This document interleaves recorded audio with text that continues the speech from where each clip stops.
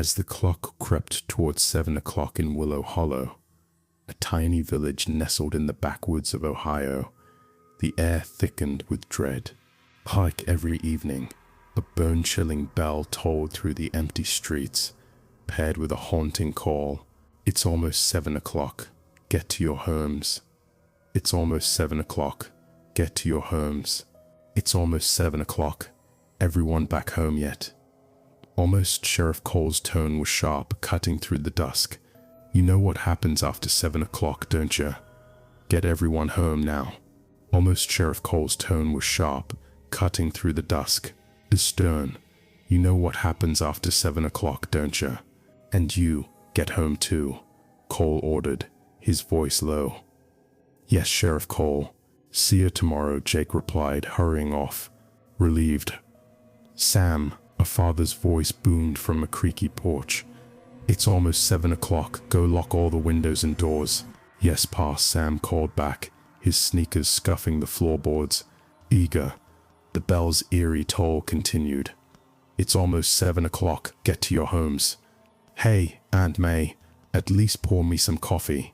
A gruff voice teased from a roadside diner. It was Tommy, leaning on the counter. You fool, Aunt May snapped, her hands trembling. Don't you hear the bell? It's almost 7 o'clock. Get home. Or else what? Tommy chuckled, rolling his eyes. These are just ghost stories. Stop fretting.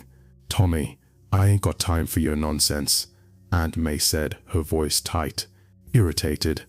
If they catch you out there, don't come knocking. I won't open my door. Got it? Now go.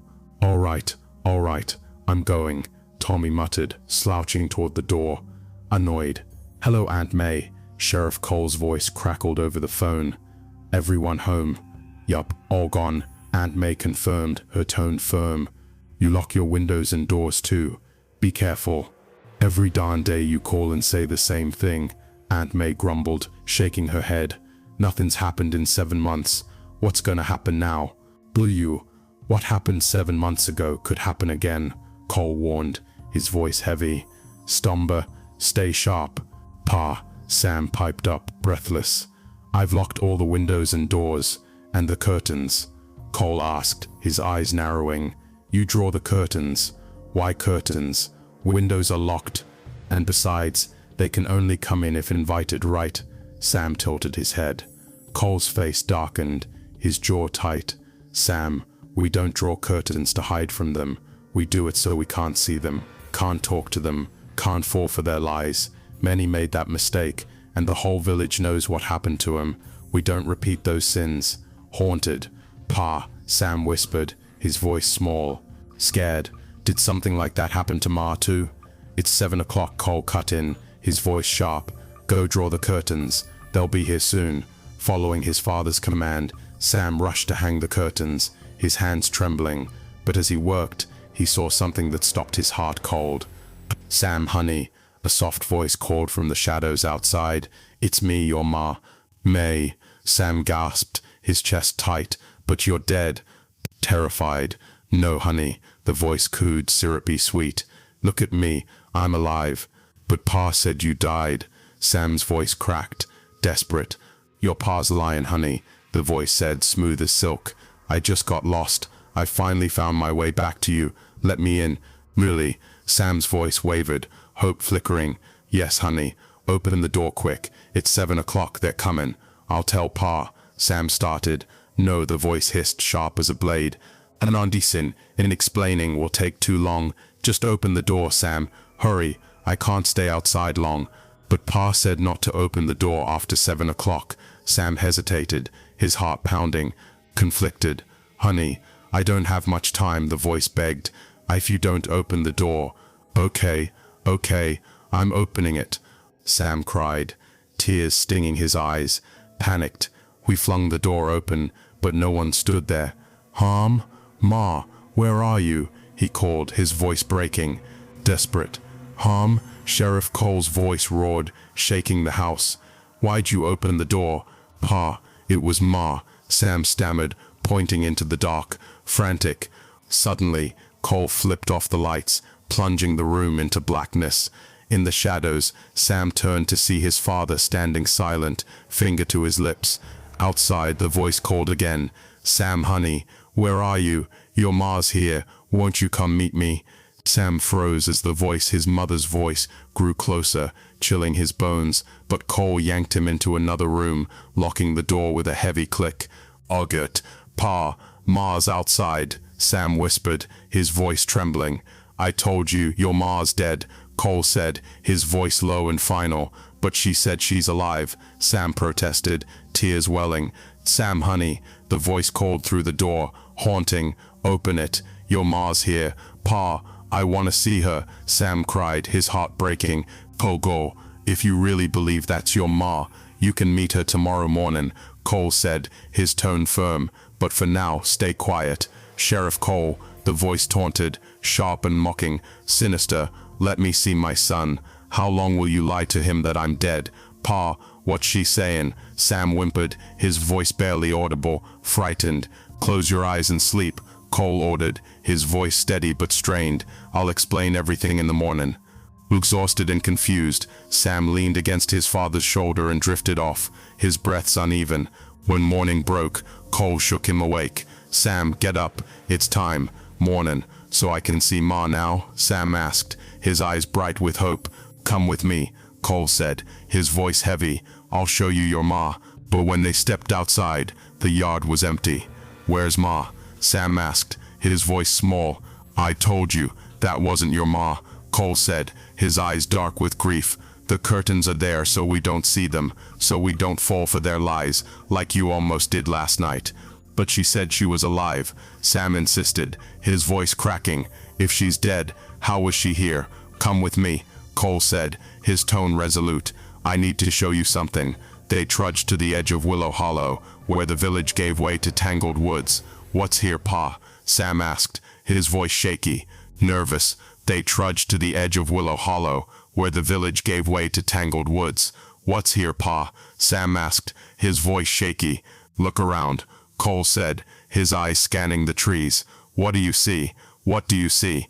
"Just trees, the road out, Tommy's house, and an old bus over there," Sam said, pointing. "Observant." "That bus," Cole said, his voice thick with pain. "That's where your Ma died." He recounted the night they returned late from the city, the sky still dark at 4 o'clock in the morning. No one would open their doors. They hid in the bushes, waiting for dawn. But then Sam's mother, Clara, whispered in panic, "Cole, they saw us. We gotta move." "Where?" Cole asked, his heart racing. "No one's opening their doors." "There's an old bus," Clara said, her voice trembling. "We can hide there." They ran to the bus, but while Cole slipped inside, Clara lingered, talking to someone. "What's wrong, honey?" a voice had asked her, soft and coaxing. "Eerie, why you crying?" "I'm scared," Clara sobbed, her voice breaking. "I'm stuck out here. My home's far." "Don't cry," the voice soothed. Deceptive. "Come with me. We'll hide in the bus. They won't find us." "Really?" Clara asked, hope flickering. "Yes, honey. Come," the voice said, inviting, but then it turned cold. "I've found you." Sinister. Gasps tried to save her, but it was too late. They had surrounded the bus, their voices taunting. "Hello, Uncle. Come out and play." Their laughter froze his blood, and he couldn't move. By morning, the voices stopped, and Clara was gone. She never came back. Later, the villagers told me that after 7 o'clock, Clara hunts with them, Cole said, his voice hollow. "Haunted, the ones who come at night. They were villagers once, but after death, they became something else. Grim. So that wasn't Ma last night?" Sam asked, tears streaming down his face. "No, honey," Cole said, his voice cracking. "The dead don't come back, not as humans." Somber. Wassie's voice cracking. "The dead don't come back, not as humans. Get to your homes." "Move it," Aunt May shouted, her voice sharp. "You know what happens after 7 o'clock. Old hag, you're at it again," Tommy scoffed, leaning back in his chair. "These are just stories." "Stories," Aunt May snapped, her eyes blazing. "Everyone who stayed out after 7 o'clock's been ripped apart. How do you think I know? Then how'd Sheriff Cole survive that night with his wife?" Tommy challenged, smirking. I ain't got time for your nonsense, Aunt May said, her voice tight, irritated. Lil eatery, bude backing, lil gring from zan. He chased after Tommy. Tommy, wait, what is it, kid? Tommy asked, glancing at his watch. It's almost 7 o'clock.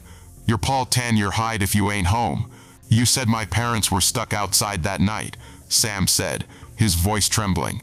Ma died, but how'd Pa survive? Your house is near that old bus, right? Sam pressed. Did you see anything? Tommy grinned, his eyes glinting. Smart kid. Yeah, I saw it all. Those things tore your ma apart. They wanted your pa too, but he was hiding in the bus. For some reason they couldn't get inside. They screamed and banged on that bus all night, but none of them entered. Why couldn't they? Sam asked, his heart pounding. Talk time's over, Tommy said, his voice low. It's 7 o'clock. Come with me. But I gotta get home, Sam protested, his voice rising. Too late for that, Tommy said, his tone grim. Something'll grab you halfway. Come to my place. Reluctantly, Sam followed Tommy home, his stomach churning. Meanwhile, Sheriff Cole was frantic, pacing his porch. Where's Sam? He muttered, dialing Aunt May. May, is Sam there? Where's Calm Patel? Tech with others. Maybe he's at someone's house. As Cole searched, Sam and Tommy sat in Tommy's dim-lit house. Suddenly, a familiar voice slithered from outside. Tommy, I'm here. Vidin Wardbarix. That's Mar's voice, Sam whispered, his heart racing. Terrified. Gasps. Yup, Tommy said, his grin crooked. Stay here and watch the show. Tommy went to the window and yanked back the curtain. Bold, long Clara, here I am. The voice purred, dripping with false warmth. I come every night, but you never meet me. Pleading. I talk to you every day, Tommy teased, leaning against the wall. Talking's not enough, the voice said, its tone shifting. You gotta come closer. Open the door. Open the door. Tommy laughed, his voice mocking. You forgot Sheriff Cole already. Toedjiden naring. Toedjiden twiestemoring. Tazimaloting first his voice mocking. I know, kid, Tommy said, his eyes glinting. She ain't human no more. Watch. Tommy flung the door open. Come in, Clara. You wanted to meet, right? Sam's breath caught as he saw his mother standing at the threshold, but she didn't step inside. Why'd you stop? Tommy taunted, his voice sharp. Come in. Why don't you come out? Clara replied, her voice icy, sinister. I'll meet you here. Inviting. You just said to come inside, Tommy said, smirking. Now it's outside? Make up your mind. Sam crept closer, his mind racing. Why wouldn't she enter? Then Clara spotted him. Sam, honey, you're here too. Come meet Ma. We didn't meet last night. Look, I brought kids to play with you. Come outside. Deceptive. Terror gripped Sam, but he ignored her and turned to Tommy. The door's open, and you invited her in. Why ain't she coming inside? And those kids, they're just standing there too. Why? Sharp kid, Tommy said, his grin wide. That night your ma died, I wondered why those things didn't get your pa. So the next morning, I checked the bus, found this. He held up a beaded rosary, its dark beads gleaming faintly. This was hanging inside, don't know why, but it kept him out. Revealing, Sam asked, his eyes wide. Want me to take it down and show you? Tommy grinned, his tone teasing. No, Sam yelped, his voice shrill. I've tested it before, Tommy said, his voice low. That's why it's on my door. Got it. Just then, Tommy's phone rang. Hello, Sheriff Cole. Yeah, your kid's with me. Safe and sound. Good night. As the bell's echo faded into the night, Sam realized the true horror of Willow Hollow. After 7 o'clock, the dead returned, wearing the faces of loved ones, luring the living to their doom. Only the rosary and a locked door stood between the village and the terror that hunted in the dark.